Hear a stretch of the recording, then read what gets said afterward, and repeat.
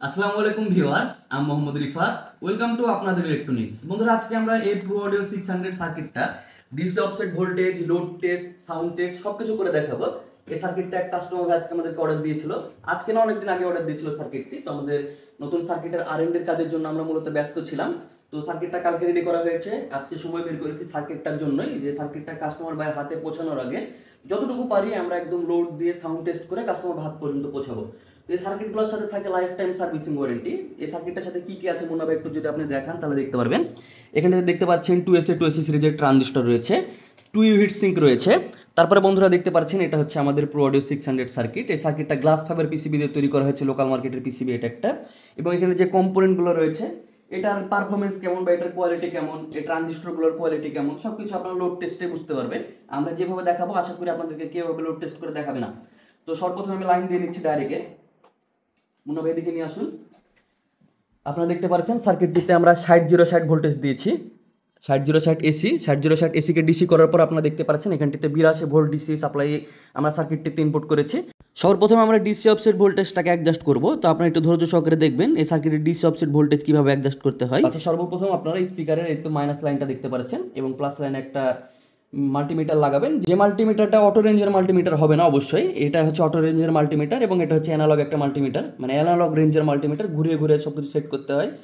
তো আপনারা দেখতে পাচ্ছেন অলরেডি 53 মিলিভোল্ট ডিসি সাপ্লাই সার্কিটটিতে রয়েছে। মাইনাস কিন্তু এই যদি মাইনাসের দিকে থাকে মিলিভোল্ট, সেক্ষেত্রে কিন্তু স্পিকারটা দেখবেন ভিতরের দিকে বেশি টানবে, আর যদি প্লাস থাকে সেক্ষেত্রে বের হয়ে আসবে স্পিকারটা বেশি। তো এখানটিতে যে পোটেনশিওমিটারটি আপনারা দেখতে পাচ্ছেন, মনে হবে একটু ভালোভাবে দেখেন আপনি, ভিডিওটা সোজা করেন এভাবে, হ্যাঁ হাতটা সোজা রেখে ভিডিওটা সোজা রেখে দেখান। দেখতে পাচ্ছেন এই ট্রিম পটটাকে হালকা করে ঘুরিয়ে, এটা কিন্তু অনেক ধৈর্যের একটা কাজ। আপনি যদি খুব তাড়াহুড়া করেন সেক্ষেত্রে কিন্তু আপনার সার্কিটটা ক্ষতিগ্রস্ত হতে পারে। যদি বেশি ঘুরাই দেন সেক্ষেত্রে দেখা যাবে ট্রানজিস্টরগুলো নষ্ট হয়ে যেতে পারে। তাই আপনি একটু ধৈর্য ধরে এটাকে আস্তে আস্তে ঘুরিয়ে যতটা কম পারা যায়, সর্বোচ্চ আপনারা এটাতে জিরো করে নেওয়ার চেষ্টা করবেন একবারে, তাহলে সব থেকে বেস্ট একটা আউটপুট পাবেন। ভিতরের দিকেও টানবে না বেশি, অথবা বাইরের দিকেও টানবে না। তো এই জায়গাটা নড়ে আছে বারবার।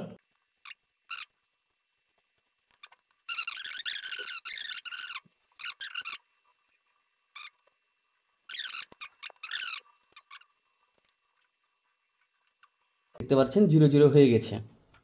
আপনারা 00 অথবা 001 এভাবে করে রাখবেন, তাহলে আপনারা একটা বেস্ট আউটপুট পাবেন।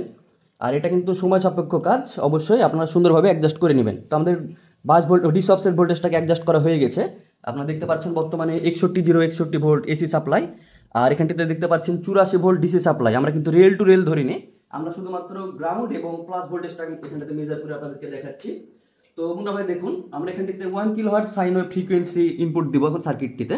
আর দেখতে পাচ্ছেন আমরা 4 ওহমের লোড টেস্ট দিচ্ছি, এবং কত ওয়াট আউটপুট দেয় সেটা আপনারা ওই ওয়াট মিটারে দেখতে পারবেন। এবং এখানটিতে আপনারা দেখতে পারবেন আমাদের সার্কিটের ওয়েব ফর্মটা, এটাতে কোনো ধরনের ক্রস ওভার ডিস্টরশন আছে কিনা অথবা কোনো ধরনের ডিস্টরশন আছে কিনা সবকিছু আপনারা দেখতে পারবেন। তো মনে হয় আপনি কাছে আসুন, এখান থেকে একটু দেখান।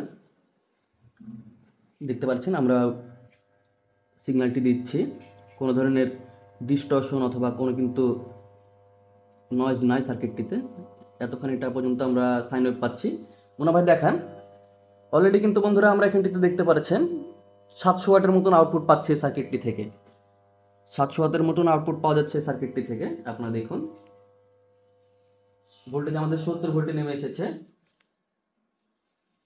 ওই ওয়াট মিটারে দেখেন মুন্না ভাই সর্বোচ্চ কত ওয়াট পাওয়া যায়, আরএমএস দেখতে পাচ্ছেন 700 ওয়াট আউটপুট পাচ্ছি আমরা। মুন্না ভাই এখানটাতে দেখেন সাইন ওয়েভটি কতখানি থাকে,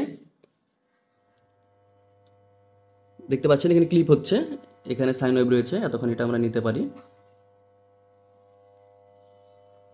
আমি এক জিনিসটাকে আরেকটু বড় করে দেখাচ্ছি, দেখতে পাচ্ছেন কত ওয়াট আউটপুট পাওয়া যাচ্ছে দেখান, 700 ওয়াট আউটপুট। তো বন্ধুরা আমরা যে পরিমাণ ভোল্টেজ দিলাম সার্কিটটিতে, আপনারা দেখতে পাইলেন যে সার্কিটটাতে অলরেডি কিন্তু আমরা 61 ভোল্ট দিয়েছি। আর এই সার্কিটটাতে আমরা রিকমেন্ড করি ম্যাক্সিমাম আপনার 60 ভোল্ট এসি সাপ্লাই দিবেন, এবং অবশ্যই ভালো মানের ফ্যান ব্যবহার করবেন। ফ্যান ছাড়া কেউ সার্কিটগুলোতে লাইন দিবেন না, যেহেতু এটা একটা সেমি প্রফেশনাল সার্কিট। এটাতে আপনি মোটামুটি ভালো কাজ চালাতে পারবেন, 3 ইঞ্চি ভয়েস কয়েল স্পিকারগুলো খুব ভালোভাবে চলবে। আর এটা যেহেতু লো মিড ক্যারেক্টারের একটা সার্কিট, এটা থেকে দুর্দান্ত বেজ পাওয়া যায়। আপনারা যারা বেজ লাভার আছেন তারা এই সার্কিটটি নিলে বুঝতে পারবেন। আর যাদের কাছে মানে এই ধরনের আরসিএফ এর স্পিকারগুলো রয়েছে তারা একবার চালিয়ে দেখবেন অবশ্যই। আপনাদের মনে হবে না যে এটা কোনো একটা ক্লাস এবি সার্কিট, এই কথাটা আপনাদের মনে হবে না। ক্লাস এবি সার্কিট থেকে এরকম পারফরমেন্স পাওয়া যায়, যেটা আসলেই মানে খুবই ভালো। তো এখন আমি আপনাদেরকে সার্কিটটার একটা সাউন্ড টেস্ট দেবো। আমরা সাউন্ড টেস্টে সকল কার্যক্রমগুলো কানেকশনগুলো করে ফিরে আসছি। আমরা সার্কিটটিতে সকল কানেকশন করে নিয়েছি, আপনারা দেখতে পাচ্ছেন। আমরা এখান থেকে ফোন থেকে ডাইরেক্ট কানেকশন দিয়েছি, কোনো ধরনের মিক্সার অথবা টোন কন্ট্রোল সার্কিট ছাড়াই, যাতে আপনারা এই সার্কিটটার র পারফরমেন্সটা বুঝতে পারেন। একটা সার্কিটের গেইন কোয়ালিটি কীরকম এটা কিন্তু মিক্সার অথবা টোন কন্ট্রোল লাগিয়ে বোঝানো সম্ভব না। এর জন্য অবশ্যই আপনাদেরকে ডাইরেক্টই শোনাতে হবে। আর সার্কিটটাতে কি আসলেও কোনো ধরনের নয়েজ আছে কিনা, হামিং আছে কিনা, এই জিনিসটা বোঝার জন্য সর্বপ্রথমে এই বক্সের কাছে নিয়ে যাচ্ছি। দেখতে পাচ্ছেন একদম ফুললি সাইলেন্ট, কিন্তু স্পিকারের সাথে একদম ফোন ধরলাম, টিউবওয়েলের কাছে নিয়ে গেলাম, দেখুন কোনো ধরনের নয়েজ নাই। বর্তমানে সার্কিটটিতে আমরা ভোল্টেজ দিচ্ছি, আপনারা দেখতে পাচ্ছেন 63 ভোল্ট এসি সাপ্লাই। এসিকে ডিসি করার পর আমরা সার্কিটটিতে লাইন দিয়েছি, মানে এখানটিতে 84 ভোল্ট 85 ভোল্টের কাছাকাছি রয়েছে ডিসি ভোল্টেজ, 85 তো এখন আমি আপনাদেরকে মানে সাউন্ডটা শোনাচ্ছি, আপনারা শুনুন অবশ্যই ধৈর্য সহকারে। আর বন্ধুরা, সার্কিটটিতে আপনারা সর্বোচ্চ 60 ভোল্ট দেবেন। আমরা সার্কিটটিতে কেমন কোয়ালিটির ট্রানজিস্টর লাগিয়েছি মূলত সেটা দেখানোর জন্যই আমরা এখানটিতে ভোল্টেজ দিয়ে দেখালাম। অনেক সমালোচক আমাদের ট্রানজিস্টরগুলো 30 টাকা দামের, 40 টাকা দামের, 50 টাকা দামের সর্বনিম্ন কোয়ালিটির ট্রানজিস্টর ইত্যাদি মুখরোচক কথাবার্তা বলছে তাদের প্রোডাক্টগুলো সেল করার জন্য। তবে আমরা কথায় নয়, আমরা যেহেতু কাজে বিশ্বাসী, তো আমরা একদম প্রমাণ সহকারে একদম দেখতে পাচ্ছেন 85 ভোল্ট দিয়েছি ট্রানজিস্টরগুলোতে। এবং ট্রানজিস্টর কিন্তু এখানটাতে বেশি নাই, দেখতে পাচ্ছেন 7টা ট্রানজিস্টর, এ পাশে 7টা ট্রানজিস্টর রয়েছে। তো এখন আমি আপনাদেরকে সাউন্ড টেস্ট করে শোনাচ্ছি, দেখুন সার্কিটটা থেকে কেমন পারফরমেন্স পাওয়া যায়।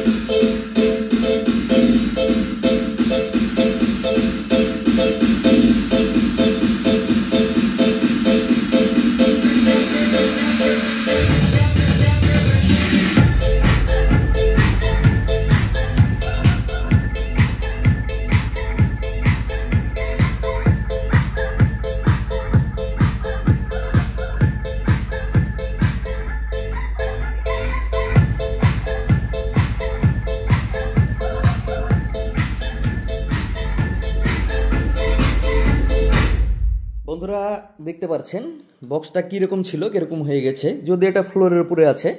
তারপরেও একটা স্পিকারকে আপনারা যদি কমন সেন্স দিয়ে ভাবেন, আপনি যদি একটা নন সেন্স মানুষ না হন, যদি আপনার মধ্যে কমন সেন্স থাকে, তাহলে আপনি দেখতে পারবেন যে বক্সটা কিন্তু কতখানি এটা বাঁকাইছে। এটা কিন্তু একটা নর্মাল ওজনের বক্স না, বা মুড়ির টিনও না যে এভাবে করে বাঁকায় যাবে গান বাজতে বাজতে।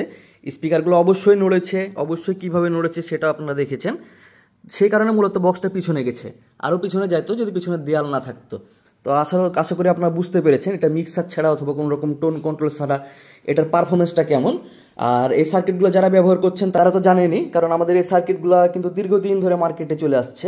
এর বড় ভাইও রয়েছে, আপনারা জানেন প্রো অডিও 504 যে সার্কিটটা আমাদের আছে, সেটা দিয়ে যাদেরকে অ্যাম্প্লিফায়ার বানিয়ে দিয়েছে তারা এখন পর্যন্ত ভাড়াতে চালাচ্ছে কোনো ধরনের সমস্যা ছাড়াই। এবং এটা সাউন্ড কোয়ালিটি কীরকম আপনারা অবশ্যই নিজেরাই কমেন্টে জানিয়ে যাবেন। আর দেখতে পাচ্ছেন যে আমাদের হিটসিংটা কিন্তু অতিরিক্ত টেম্পারেচারে যায়নি, মানে গরমই হয়নি, দেখতে পাচ্ছেন লো টেম্পারেচার। এখন প্রেসার যদি না দেওয়া হয় সেক্ষেত্রে সার্কিট কীভাবে গরম হবে, মানে এটাতে ভোল্টেজ আমরা ঠিকই দিয়েছি, এটাতে যদি গেইন ঠিকভাবে না দিই সেক্ষেত্রে মানে এটা থেকে কীভাবে পারফরমেন্স পাওয়া যাবে, ওইটা হচ্ছে কথা। তারপরে যতটুকু পারফরমেন্স দিল আপনারা নিজেরাই দেখতে পাইলেন।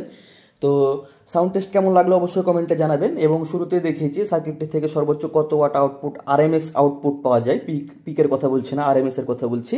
সেই আরএমএস হিসাবে আপনারা আপনাদের মানে বক্সগুলোকে চয়েস করবেন যে কোন স্পিকার চালানোর জন্য অথবা কোন বক্স চালানোর জন্য আপনারা এই সার্কিটটিকে নেবেন। সব কিছু যদি আমরাই বলে দিই আপনাদেরকে তাহলে আপনারা বুঝবেন না কখনোই, কারণ সবার কাছে একরকম সেট আপ তো থাকে না। এখানটাতে দেখতে পাচ্ছেন RCF এর স্পিকার রয়েছে, এটার একরকম ওয়াট। ওখানটাতে দেখতে পাচ্ছেন আরেকটা আছে পি অডিও 4 ইঞ্চি ভয়েস কয়েলের স্পিকার, ওইটারও আরেক রকম ওয়াট। এটারও 4 ইঞ্চি ভয়েস কয়েল, এটারও 4 ইঞ্চি ভয়েস কয়েল, তো ওয়াটের পার্থক্য রয়েছে প্রত্যেকটা স্পিকারের। পিছনের কিন্তু ওয়াট দেখে আপনারা একদম সর্বোচ্চ ওয়াট ধরে নেবেন না। স্পিকারের ওয়াট কীভাবে নির্ধারণ করবেন কোনো একটা সেট আপের জন্য স্পিকার কেনার পরে, যে এটা থেকে মানে আমি কতখানি নিতে পারবো সর্বোচ্চ, বা কতখানি দিলে এটা থেকে সর্বোচ্চ আউটপুট পাওয়া যাবে, এই বিষয়ে যদি আমাদের অভিজ্ঞতা থেকে কিছু জানতে চান অবশ্যই কমেন্টে জানাবেন। আমাদের অভিজ্ঞতার উপরে ডিপেন্ড করে আপনাদের জন্য একটা ভিডিও তৈরি করব। তো বন্ধুরা, এই ছিল আজকের ভিডিও। কাস্টমার ভাইকে সুন্দরভাবে সার্কিটটা বুঝিয়ে দেবো, আজকে ডেলিভারি দিয়ে দেবো। এছাড়া তার ক্যাপাসিটার আছে এবং একটা ফিল্টার বোর্ড অর্ডার রয়েছে। আর দেখতে পাচ্ছেন পরবর্তীতে আমরা এই সার্কিটের ভিডিও নিয়ে হাজির হবো আপনাদের মাঝে। সার্কিটটা কাস্টমার ভাইকে আমরা কমপ্লিট করে দিয়েছি একদম কম্বো স্টাইলে। তো এই কম্বো আজকে আমরা লঞ্চ করব, কীভাবে কি লঞ্চ হবে না হবে সব কিছু দেখতে পারবেন এই ভিডিওতে। সেই ভিডিওটি দেখার আমন্ত্রণ জানিয়ে বিদায় নিচ্ছি। সকলে ভালো থাকবেন, সুস্থ থাকবেন, আল্লাহ হাফেজ।